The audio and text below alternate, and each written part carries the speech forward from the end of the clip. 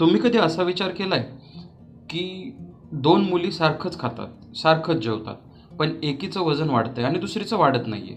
पीसीओडीमध्ये असंच काहीसं घडू शकतं. पार्ट 1 मध्ये आपण पीसीओडी म्हणजे काय आणि त्याची सुरुवातीची लक्षणे पाहिली.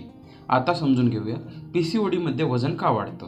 यामागे एक महत्त्वाचं कारण आहे, इन्सुलिन रेझिस्टन्स.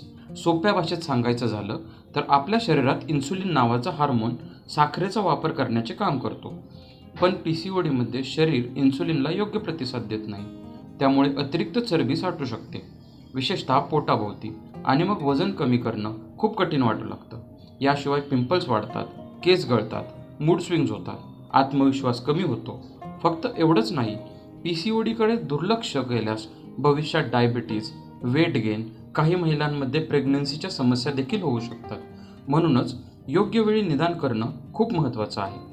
पीसीओडीची खात्री करण्यासाठी अल्ट्रासाऊंड म्हणजे sonography, hormonal test, thyroid test आणि ब्लड शुगर टेस्ट केल्या जाऊ शकतात.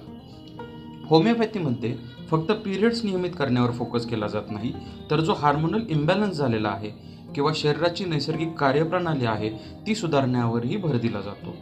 जर तुम्हाला किंवा तुमच्या घरातील कोणाला अशी लक्षणे असतील तर योग्य उपचार घेण्यास उशीर करू नका, कारण वेळेत उपचार घेतल्यास पुढील अनेक समस्या टाळता येऊ शकतात.